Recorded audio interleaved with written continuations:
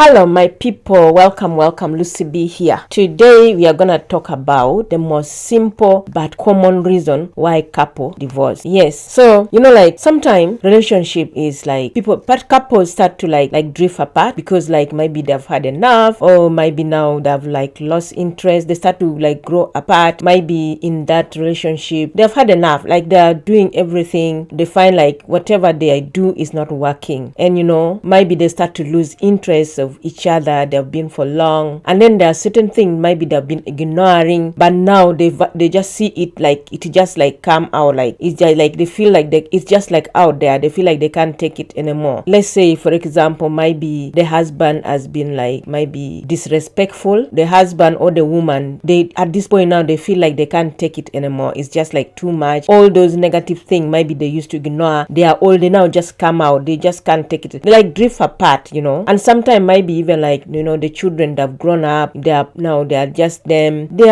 have just like lost interest completely. Some people get tired, so they just like so these are some of the simple reasons that you feel like should not even like break couples, but this is the most simple but most common reason couples break apart.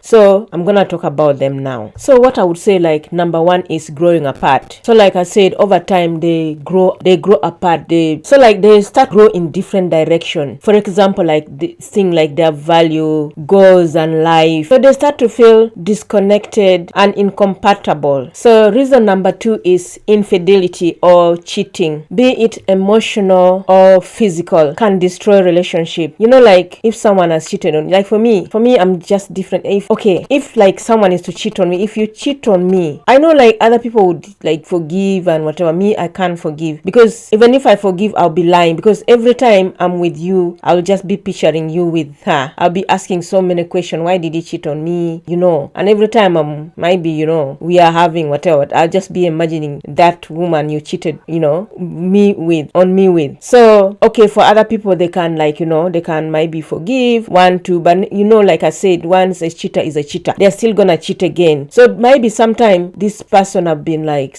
if you meet someone who is like me, who is very weak, like they find it hard to forgive, that one you're definitely gonna end up divorcing one another. Because that is a break of trust, and once trust is broken, it's so hard to repair. Trust is something that you don't play about with. Once it's broken, it's really hard. It's just like even here we are with like me, if I'm with friends, if a friend disappoint me, you can come back, say I'll forgive you, but I can't again be with you again, because you've broken. There's that trust that has been broken. I can't trust you again. So those are the simple, but they can easily end important or good relationship. People end up divorcing just because of those kind of things. The third reason is financial problems. This is a big one, because like some couple, they take financial issue very seriously. Say lack of employment. Let's say maybe one person become unemployed, lots of debts, different spending habits. Some maybe one couple like you want to like you need to use money properly, you need to budget, you need to save, that kind of thing, while the other one just like misuse money anyhow. So the other person who is like serious will just see that, why am I wasting my time here? I can't be the only one struggling here. If you can all agree and maybe plan to use your money in the best way, that's okay. But if one partner is just misusing the money, definitely this one is gonna end up into a divorce. Financial secrecy. Maybe the other partner does not disclose everything, and that yet the other one knows that there is money. Or for example, maybe the other one, they do things like illegally. Maybe I saw one man, he was married, but then he went and bought a land secretly without the wife knowing. Then he built even houses without the wife knowing. So when she got to realize, they just have to divorce. Just secret thing, like simple thing, like So all this is a major source of stress and conflict in marriages. Number 4, lack of intimacy. This one includes both physical and emotional intimacy. Because of that, the other partner will feel unloved, they will feel unwanted or emotionally neglected, and because of that, it will push the person away. Because like imagine if like you're with your husband or your wife, so when it is time for intimacy, they don't even want you to touch them. They will come up with excuses that they're tired. Don't touch me. They push you away. You will feel really bad. You feel unwanted. You feel bad. Maybe the first thing you might start thinking, maybe they're cheating on you, and sometimes it's true, they could even be cheating on you. And this is your husband, this is your wife, but they don't want to have that. This is another reason. And if you continue to like that for like long time, definitely these people will, if the other one decide to do in a bad way, they might start to have affair outside, and in the end maybe the other one find out, and then in the end they just have to, or even they just decide to divorce because they are craving for, for intimacy. They're craving, so they still have blood flowing in their vein. They need something, and if you're not giving them, they're definitely is gonna end up in a divorce. Yeah, so make sure, if not for any reason, please try and satisfy your partner. Hey. Number 5, constant conflicts and arguments. So like frequent fighting, especially without resolution. This can create resentment and emotional exhaustion over time. So like if like you and your partner, you keep fighting all the time, you're fighting, there's a lot of argument all the time, definitely one person is gonna get like fed up, and the only way out is just to leave the marriage. Yeah. Unrealistic expectation, expecting perfection or happy marriages. Some people enter marriages expecting perfection or constant happiness, but when real life challenges appears, then disappointment can set in. It's just like a young girl expecting that Prince Shami to come and just like carry her and just take her away to that kingdom where you just sit and you just press the bell and everything just come. And then when you are there seated, maybe some angels or so maybe when you are seated, there are some fairy tale kind of like some angels are just like, small angel, they're just like singing around, like you're just in that crown chair, you're just like happy, you're just like everything is just like, they just come and like they massage you, they treat you well, you just sit and nothing. So they go with that expectation of just happiness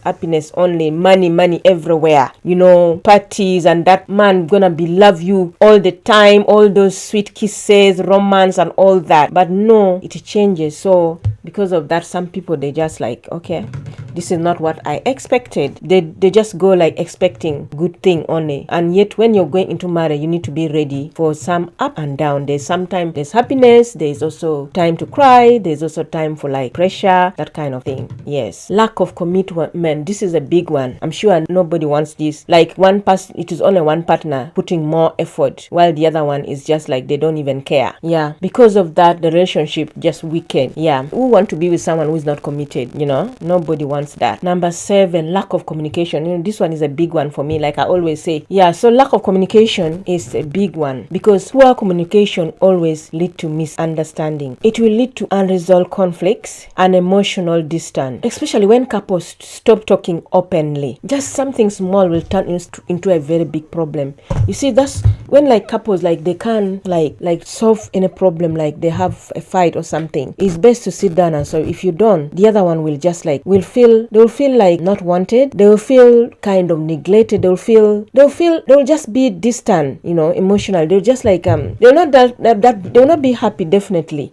So if like small problem come, it's best to sit and solve it. But if you ignore it, it's gonna lead into a big thing, which you may even be surprised. You may think that only this will like bring to our separation. Yes. Number 8, abuse or toxic behavior. This one is a serious one. Any type of abuse, be it emotional, physical abuse, first of all, make marriages unsafe, unhealthy. This one will definitely lead to a divorce, because for like self-protection, like for me, if you're any kind of abuse, please, I just tell you right away there and then, don't stay in that relationship, because first of all, you are endangering yourself. If you have children, your children and your life, that's just like your mental health and all that, and even it can lead to death. So you have to, if you're in any type of abuse, for me, I would advise just leave. You don't even need to like think 1 or 2 or 3 times. No, leave that relationship, and don't even think that they are gonna change. Abuse is the same like cheating. Somebody who abuses, they will never change. They will get worse instead. So if you're in any type of any abuse, it's best to like leave that relationship. Yes. Another simple is like external pressure. Could be like stress from work, from family interference, mental health struggle, or substance abuse can slowly damage marriages if not addressed. Sometimes the stress from work can break couples, and also sometimes the